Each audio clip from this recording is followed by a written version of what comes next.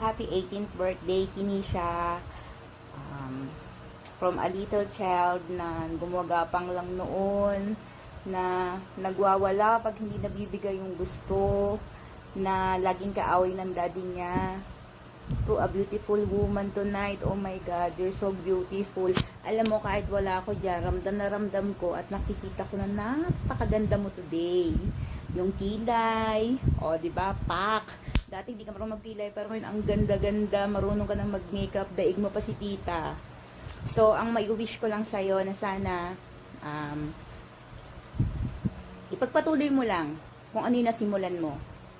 At hanga ako sa'yo sa pagiging masigasik mo sa pag-aaral. Kasi, 18 ka na, never ka nag-boyfriend, tapos, with honors ka pa. Alam mo yun, nakaka-proud kasi sa panahon ngayon, iba na kasi yung kabataan, pero ikaw yung paghihirap ng mami at daddy mo sa'yo, sinusuklian mo ng kabutihan at saka ng pagpupursige sa pag-aaral.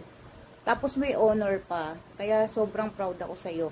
Sana maging masaya ka sa tatahakin mong journey sa buhay. Lagi mo tandaan, dapat yung mga bagay na ginagawa mo, dapat lagi mong iisipin masaya ka. Yung hindi pilit. Kasi kung ano yung gusto mong maging paglaki mo, yun yung mag-guide sa'yo sa tagumpay at sa nga minimithi mong kasiyahan sa buhay. So, this is just the beginning of your journey.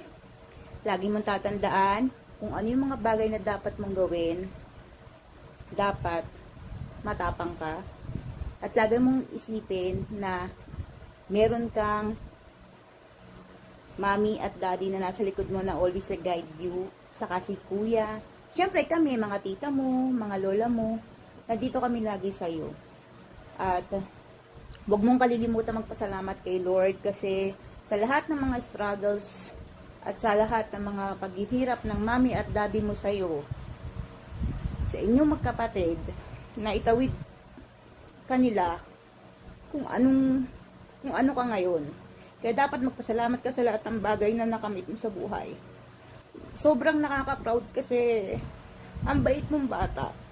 Saka never mong itinuring na iba si Cheska.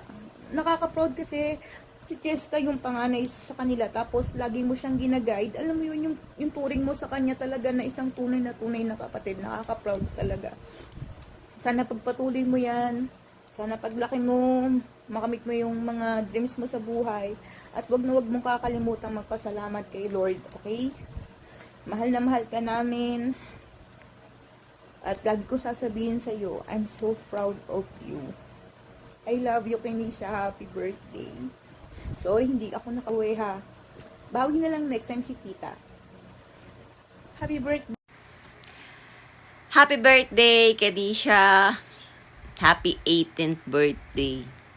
Gusto ko malaman mo na proud sa'yo si tita. Dahil lumaki kang mabait, mapagmahal na bata. Talagang as in, talagang sobrang bait. Ngayong 18 ka na, syempre, ang wish ko sa'yo, matupad mo lahat yung mga pangarap mo, makatapos ka ng kolehiyo, makapagtrabaho ka, matulungan mo si mama sa si dada, 'di ba? Okay lang makatapos ka ng pag-aaral tapos makapagtrabaho, pag nakatulong ka na, saka ka mag-asawa. Kahit alam ko na marami nang liligaw sa'yo, tabihin mo muna, tabla-tabla, ha? At ngayong kaarawan mo, gusto ko maging masaya ka at magpasalamat syempre sa Diyos at sa lahat ng bumuo ng birthday mo ngayon. Alam ko pagod sila, talagang binigay nila yung best for you at sana ma-enjoy mo. I love you, Kanisha. I love you, baby. Happy 18th birthday. Mwah. Happy 18th birthday, Kinisha.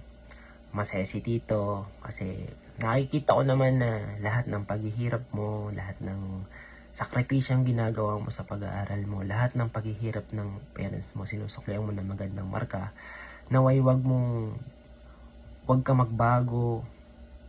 Tuloy mo lang yung pagiging mabuting anak, mabuting tao. At mag-aral ka mabuti hanggang sa maabot mo yung mga pangarap mo, bunso. Isa si Tito napapalakpak kapag naabot mo lahat ng mga pangarap mo, bunso. Siyempre, mawawala ba naman yung regalo ni Tito, di ba? Makakabili ka na. Alam mo na kung magkabigay ni Tito. Huwag mong bibigay kay mami ha. Iaabot na lang ni Tita mamaya. Okay? Happy 18th birthday. Wishing you happiness and good health and a great year ahead, bunso. Love you, bunso. Happy birthday.